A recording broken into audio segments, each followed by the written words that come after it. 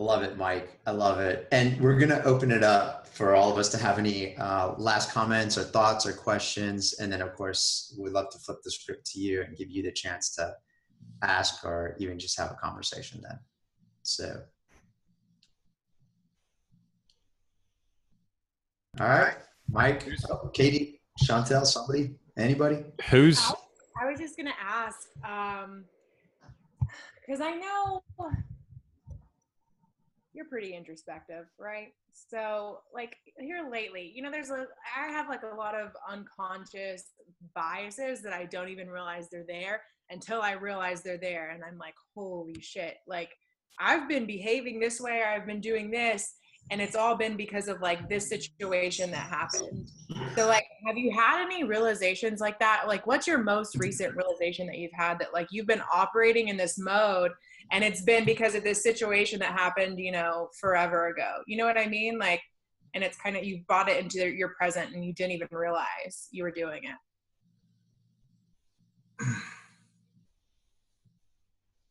You know, I think,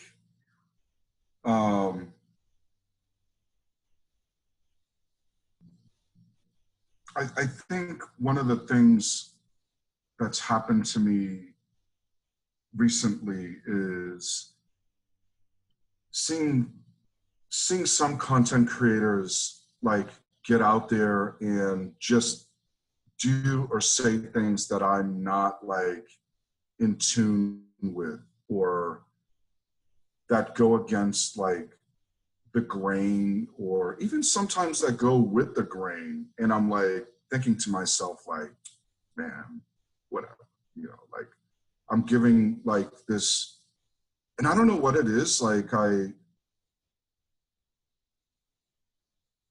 if I really thought hard about it, like I don't know, maybe it's like some deep down inside jealousy or something. Maybe it's not jealousy, but I don't know. I don't know what the feeling is. I know that I felt it, and I've kind of like, when you feel that way, like there's some sort of like negative like spin that starts to occur. And you see that like when an individual, like I don't know what the hook is. I don't know what the pain point is, the friction point, but then when you see them again and again and again, it's like this compounding nature. And like, it happened to me recently, and I was like, I had to literally like step out of myself to analyze what that feeling was. And I realized that it had nothing to do with that person. Like it had everything to do with me. And I made a conscious decision to engage and interact with them, like to push that negative energy like out of my mind for whatever reason it was in there. And it forced me to like reevaluate my opinion of that person, reevaluate my feeling of that person. And I knew that like I needed to do that in order for me to be able to get over that barrier that I put in front of myself. And so it was a really interesting experience. I can't tell you why I felt that way, but I just did. And I was able to get over it just by forcing myself to interact.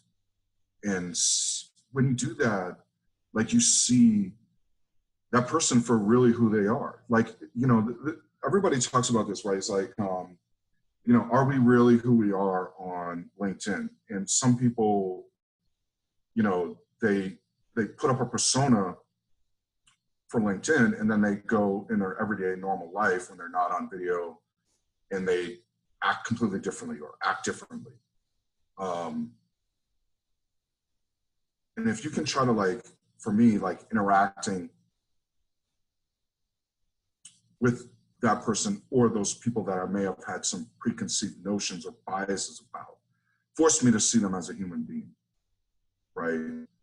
And allow me to kind of like check myself to be like, you know, Mike Morgan, you're not all that in a bag of chips. Like, you're not the best thing since sliced bread either. You know what I mean? And you're not like this all like telling, like knowing deity, you know, and I'm a very humble person, just by nature, but sometimes like you have to check yourself, like you have to unlearn that aspect of being like in this community with all these really intelligent, smart people. And you almost just like have to let it go and just let them go and do what they do, right? Like people, I think it's just common. Like when you go to work, when you work with other people, like a lot of times you kind of feel you're like, you know, someone says something across the table, you're like, yeah, whatever, come on, you know, but they're just being them.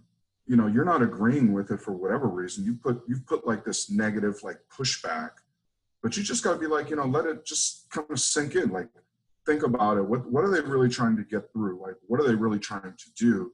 When you start to understand that, then it just becomes like natural. Like you lose those preconceived notions and biases, you know, that as human beings, we kind of innately or naturally put into place. Does that make sense? It does. Yeah. Everybody's like, well, yo, what the hell is Mike Morgan talking about, dude? No. I think sense. Like I was thinking, because you mentioned, you know, you mentioned earlier, like you kind of have to just get over yourself to move forward. And then I think it's interesting, this isn't really a question, more of an observation, but that you're saying like you kind of have the same theme through, you know, failure or even like preconceived notions is the only, like, and I've said this before, the only way to get on the other side of it is to go through it. So you have to keep failing. You have to keep, you know, addressing and interacting with these people in that example, like to get on the other side of what you're trying to do. And isn't that success really, is getting to the other side, you know, through all the crap? I think like Sonny, like one of the things that I was watching this documentary on Afghanistan, the Marines in Afghanistan, and like it's really interesting because when you start to look at like military personnel and like the you know the adversities that they go through, it's like, you know, it's amazing, like just mindset. And the one guy, the one Marine, it's like they're in the middle of a battle with the insurgents, and you know these you know rounds are just flying over their head like woo, woo, makes a snap like psh. And the Marine is like, you know, he says something so profound that I will take with me for the rest of my life. He's like, I thrive in this chaos that I live in right now. And he goes, I don't worry about dying because I already look at myself as dead, right? He's like, so if I die, I'm already dead. Like I'm a dead man walking. He's like, but the chaos that is going on all around him is just like, he's like, this is where he feels comfortable. And for me, like, I love to live uncomfortably, like in that uncomfort zone. Like that's where I thrive. Like other people are like, oh my God, I can't do this. I want to, like, but if I'm not there, like in an uncomfort zone, like I'm not living, you know, like I'd be a dead man walking. And like, to me, that's just like where everything, like, that's what kind of like, when people see me do stuff, they're like, what the hell is this guy doing? Like, where did he come up with this idea? It's like, that's where like I feel most alive, is when it's the most uncomfortable, chaotic situation around me. Like I thrive in that.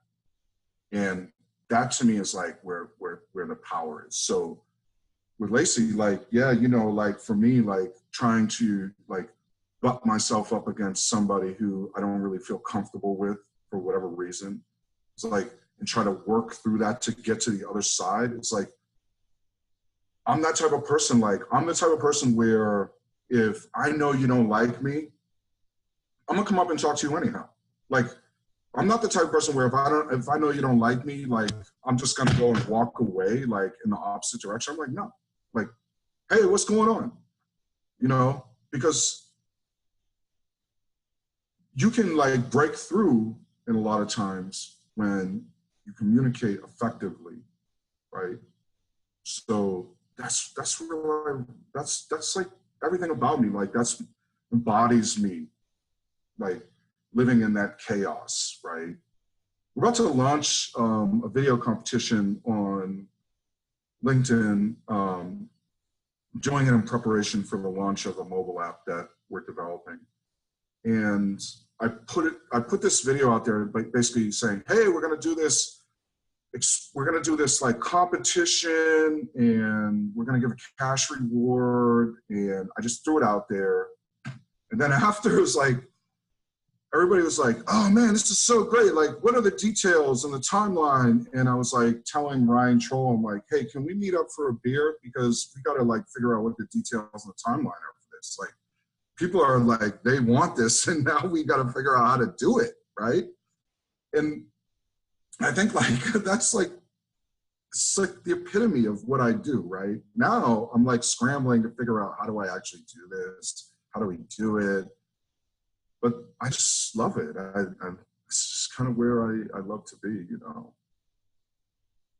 I told Sonny this a while ago, and I don't really share this much, but I did a lot of consulting for the State Department, and they would send me over to Baghdad, and I'd, like, hop on a plane. I didn't speak any Arabic. And I'd hop on a plane and, like, roll out to the other side of the world and travel around the Middle East, and, like, go into Baghdad and, like, get in an armored vehicle and throw on bulletproof vest and all that stuff, and, like, just tool around the city of Baghdad, like, meeting people and talking to them and such. And, like, I fucking love that shit. You know what I mean? Like, you know, like, just like, I mean, it'll make your rear end pucker, like, you're like puckered, but it's like, the feeling is like, you can't describe it. You really can't. I mean, if that says anything about me, the type of person I am, like, that's the type of person I am, you know. And they didn't even give me a gun, like, which was like, it just really upset me, like, that they wouldn't even let me carry a piece, you know. I was like, what happens if shit hits the fan? Like, I'm toast, you know. But luckily they had a bunch of other shooters out there too, so it was all good. I came back. So Mike, we're gonna wrap up our session with you, but we want to leave it open for you to be able to ask some questions. This is your chance for Q&A, but we all wanted to say thank you for making some time this afternoon to talk with us, because it's been a real pleasure. I think each one of us learned just a little bit more about you, and probably have some more questions that we're going to be asking you in the very near future, especially since we know that you love to just take on projects and just fly by the seat of your pants in the most humble and complimentary way possible. But this is your chance. If you want to ask a general question, if you want to ask a particular co-host a question, you know, the floor is yours for the next 5 to 10 minutes.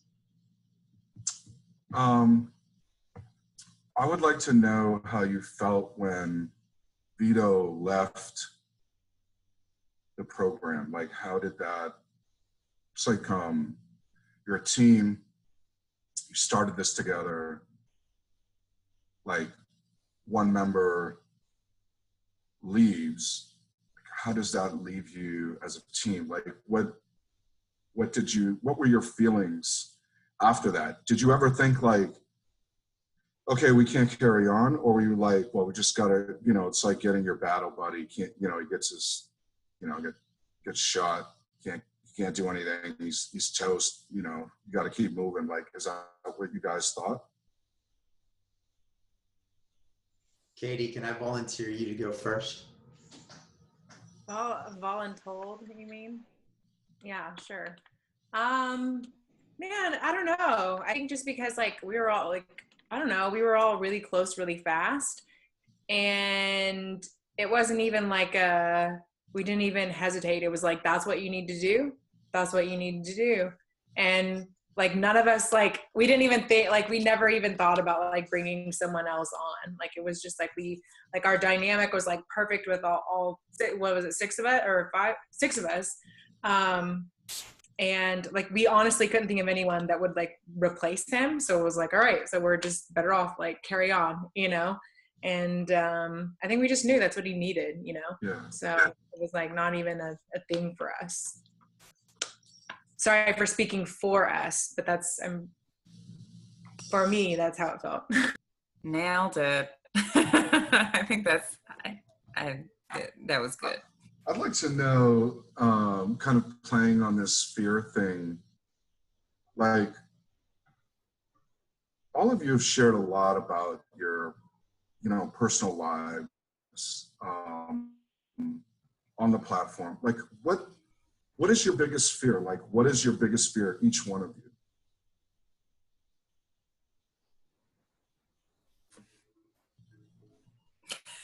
So I was talking to Kira Day about this actually, so it's fresh. So luckily I have an answer because that's a tough one. That's a good question.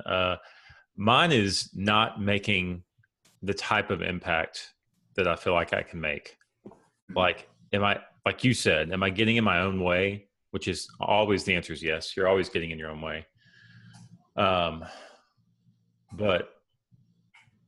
the fear is it's, you've been gifted or skilled in some way to do something while you're here. And am I doing everything I could do 100% to make the biggest impact I was built to do? So that's for me, but it's also a huge motivation. So it's kind of two sides of the coin, right? One side of it is, am I doing it? I want to be remembered in a specific way around the things that I'm trying to do. But at the same time, it's like, I got to do this. This is what I was built for. I wake up thinking, this is what I got to do. So I feel like it's like a yin and a yang sort of thing. I know mine too. So unless Chantel, did you want to go? Go ahead, girl. I'll go after you. I think probably I would say like my biggest fear right now, because I'm sure it changes, is living my life dictated by these unconscious biases that I have that I don't realize that I have. You know what I mean? So I have to be super vigilant and stay super introspective, because if I don't, then I get really lazy with who I am, and I will let these fears and like things that I don't even know are happening dictate like the course of my life. So that's been like very eye-opening to me here recently, because there were certain things that I was like, yes, this is how I choose to live my life, or this is my decision-making process. And come to find out, it was all because of like one simple situation that I like never handled, or it was like this that I never like got rid of. And so it's like, how many of these things am I still hanging on to that I'm not yet aware of, So I have to like stay super vigilant in that area to like not be life dictated by that. My biggest fear is myself is like breaking. It's so easy to be bubbly and blessed all the time, but with chronic illness and different chronic challenges that I have in my life, I can't control that. I can only be so healthy and exercise so much that my body gives out just because of the way it is, which I think speaks a lot to the differently abled community as a whole, because tomorrow's unpredictable, but it's unpredictable for everything. So that's my biggest fear, is just breaking, falling apart. I just want to say, Chantel, I said this to you the other day in a comment, or like, I think your story is amazing for many reasons. And I think there are some people that have a gift, right? And those people that have a gift, there's many of them on this 6-person screen right here. The people that have a gift, like they like percolate up to the top, they float up to the top, right? Because it's an indication that they resonate with people across the entire platform. And like, I think your story is it's so different than what everybody else is talking about. And I think it's like probably one of the most human at the core level, like authentic stories on LinkedIn. Like, you know, and not to take anything away from anyone else, but your story is like, it's like a life story. It's like embodies life, where my story is like more like kind of business, or, you know, Katie's is more, you know,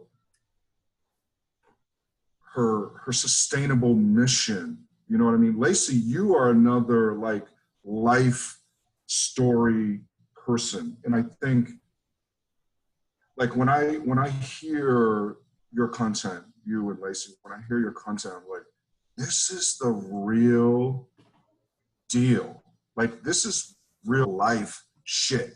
You know what I mean? Like, I'm over here talking about like whatever, you know, like, but this is real life. And I just want to say, like, it's empowering. And I think that's the reason why when I look at you and I look at Lacey, like, from my lens, from my angle, like, you guys just are just, I look at you and I'm like, I wish I could be there. Like, I wish I had the strength and the power and the confidence of oneself to lay it all out on the line. And that's where I see like the two of you, like, I just am amazed at the strength and the power that you two harness. It's truly amazing, honestly. I really am. When I look at your content, I'm like, it's really amazing. You know, and Katie Wallace, you know, I'm not leaving you out because I absolutely adore you.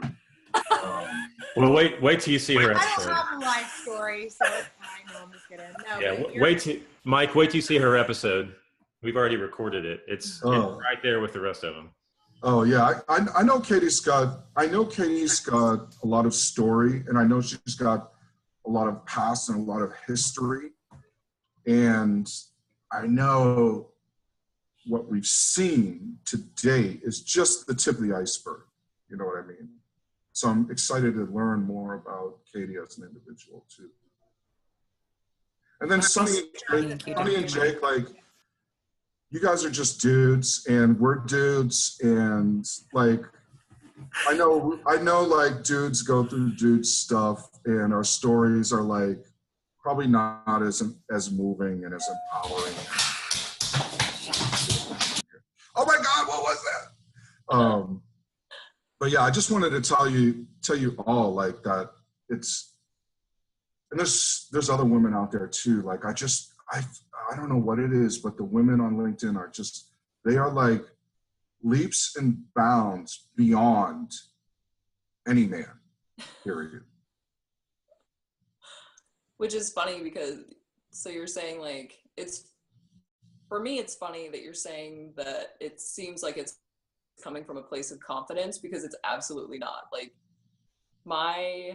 when I share on my story, it's more like, it's like trying to dig deeper for myself to understand myself. And so like the confidence is being built as I'm going through that. So it's interesting to hear somebody's perspective of how it's coming across, because that's not how it feels. Like, well, I mean, and this goes back to like the living in the uncomfortable like areas, like that, you know, to me, you exude, like, even though you're so like pouring your heart out and you're talking about these experiences, these challenges that you're facing, like, the perception from my perspective is that you have more strength and confidence than any other person out there telling your story, right? So I find that interesting, because I know that you use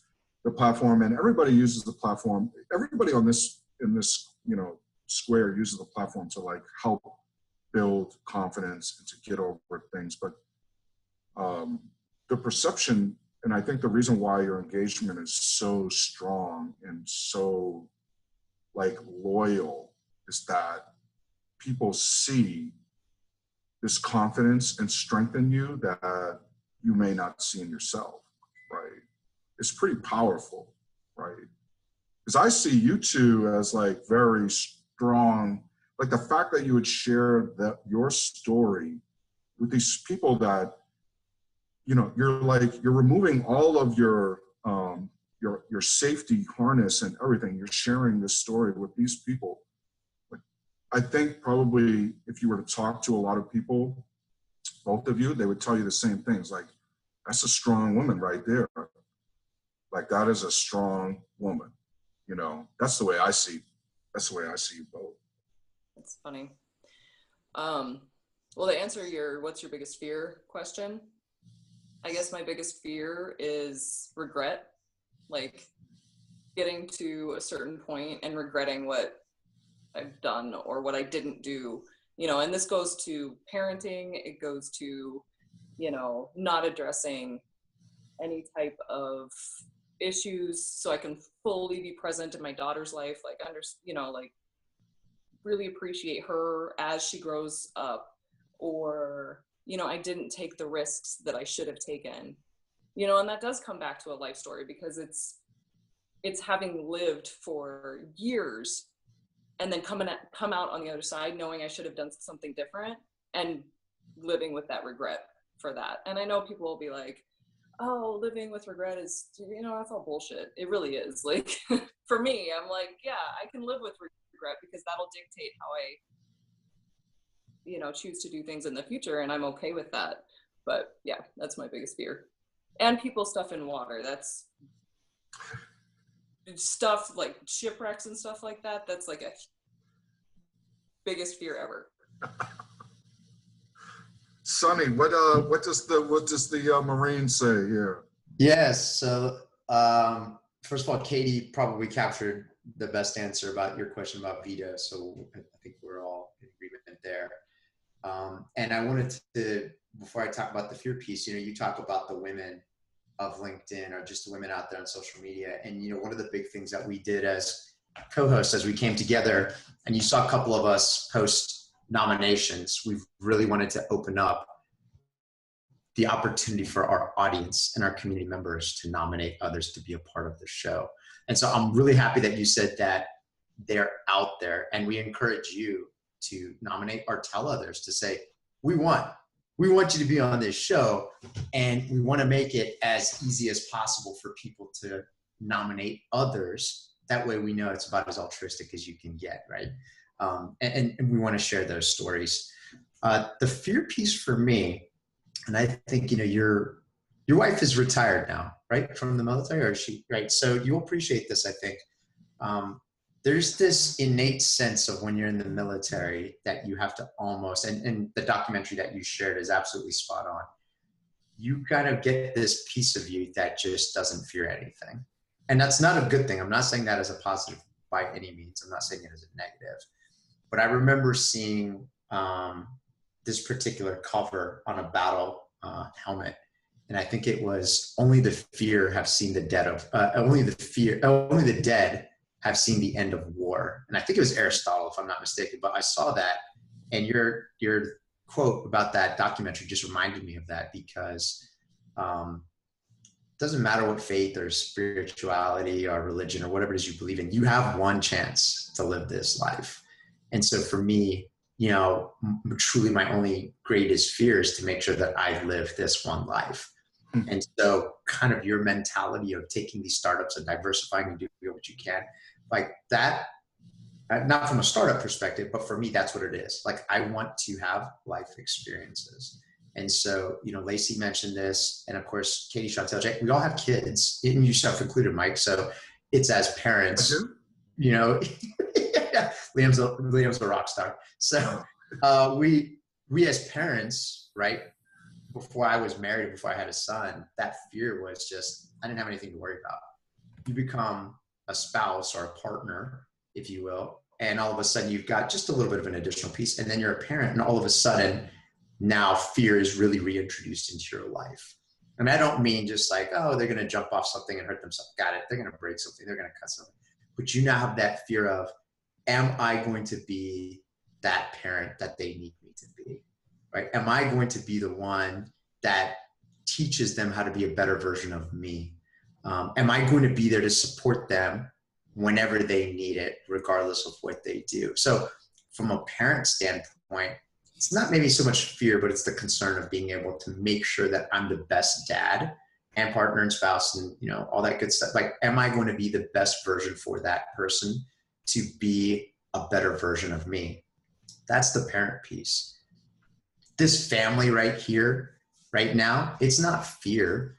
It's, am I being there for them fully and committed and making sure that I'm doing what I can to make what we do together a success? That's not a fear, because I know each one of them, like you talked about your thing failing, right? Not in a bad way, but not knowing if you had yourself surrounded by the right people. I have myself surrounded by the right people. So this is going to become what we choose it to become. So I mentioned that because in the beginning when we did it, we didn't have any idea of what we were doing. We didn't realize this is what we were going to start doing. So now it's that fear is, are we going to do everything we can to make this show the best possible? Are we going to step up the game every single time that we want to do something to get it to the next level, right? That's the challenge. It's not even a fear. It's we're challenging each other to do that kind of thing. So I told you, at least some of you, I feel like that this is something that could be on like Viceland, or Alan Gannett just told me yesterday that Netflix is spending $1 billion to create 700 unique shows for Netflix, original shows for Netflix. And like, I think to myself, like, that if you guys want to take it to that level, that there's like so much opportunity to do so. Like you look at stuff like The View and these other shows, and I look at it as like, this is really no different, you know, like the end result could be absolutely no difference between The View and what's been started here on the UnLearn show. So I see a lot of potential. The question just remains for all of LinkedIn is how far are you guys going to take it, you know? Yep. Mike, we appreciate your time. Thank you so much again for being a part of the UnLearn show. And